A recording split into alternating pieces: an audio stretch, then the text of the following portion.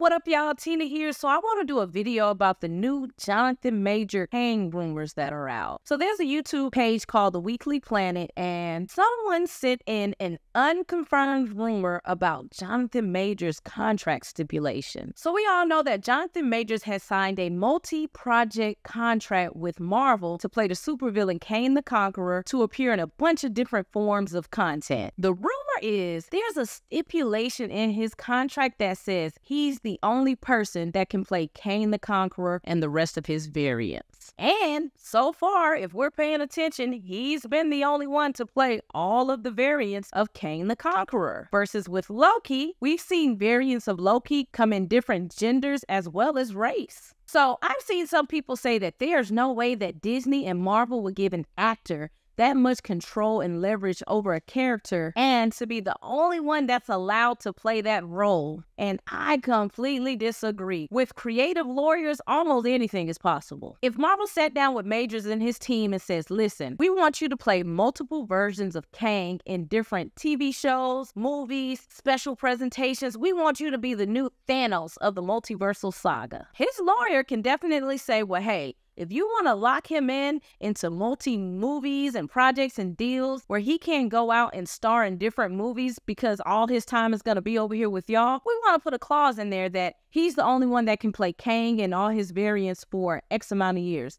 I can 1000% see that happening. And there may be some little exception where Jonathan Majors says, but I don't want to play Iron Lad. I don't want to be de-aged. So y'all can let, a younger actor play Iron Lad. But when it comes to adult Kang, I want to be the only one that can play him. Because we kind of already seen that in Loki when there was a younger version of Victor Timely, they let another actor play it. They didn't de-age Jonathan Majors. So, and don't forget, if you're a fan of Marvel and the MCU, we've kind of seen this before. Remember, there was a rumor that all of the newer school X-Men could not be recast to 2025 because when Marvel got the rights to the X-Men, we were like, all right, Feige, let's get started on the X-Men. And then we noticed, okay, there's no announcement about the X-Men movies. What's taking so long? And then a rumor came out that all of the newer X-Men had a clause where they couldn't be recasted until 2025. Now, of course, we never could confirm this, but Alexandria Shipp, who plays Storm, she did put out a tweet that insinuated that she could not be recast.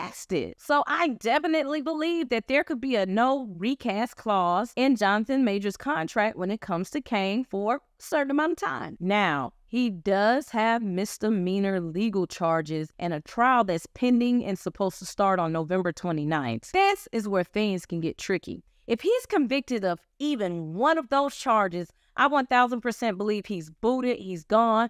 Contract is null, you are done with Marvel. So if he's guilty, I'm pretty sure Marvel has some type of morality clause in there or some type of clause where you can't bring bad press to the company. He's gone. The contract's null and void. They're going to get rid of him. On the flip side, if he wins and he's innocent, Marvel is in a very tough situation because I honestly believe they want to move away from Jonathan Majors. I believe that they don't want to have anything else to do with him because even though he's a great actor, it just came out in the news that he may still have an open case in London, and that's just too much for Marvel to deal with at this time. It's just a lot of negative press surrounding his name. So I believe that the whispers are true, that Marvel is slowly trying to tiptoe away from Kang the Conqueror. Let's look at some of the signs. The movie Kang Dynasty no longer has a writer. It no longer has a director. And Marvel has kind of insinuated that the reason that Ant-Man Quantumania fell was because people didn't take a liking to the villain Kang the Conqueror. So now we're hearing all these rumblings that, hey, Dr. Doom may be coming in. So I personally feel like they are trying to get away from Jonathan Majors. So when that insider from Variety said they are with Kang, he did not tell a lie. They are in a very tough spot because if he wins this case, he's going to want to keep his job and he's going to want to fulfill that contract. But I think that Marvel feels like, hey, it's too much negative press around him. So if he wins, he's going to want to keep playing. And Disney, they got to figure out what they're going to do. And if they decide to start pushing him out and moving away from him and not fulfilling their end of the contract, he's probably going to sue. And guess what? They're probably going to pay because sometimes they will pay to make you go away. We saw that in Victoria Alonso We saw that in how they treated Scarlett Johansson. So that's all I have today. How do y'all feel? Do y'all think that the rumor is true that Jonathan Majors may have a clause in his contract that he's the only person that's allowed to play Kang the Conqueror in his variants?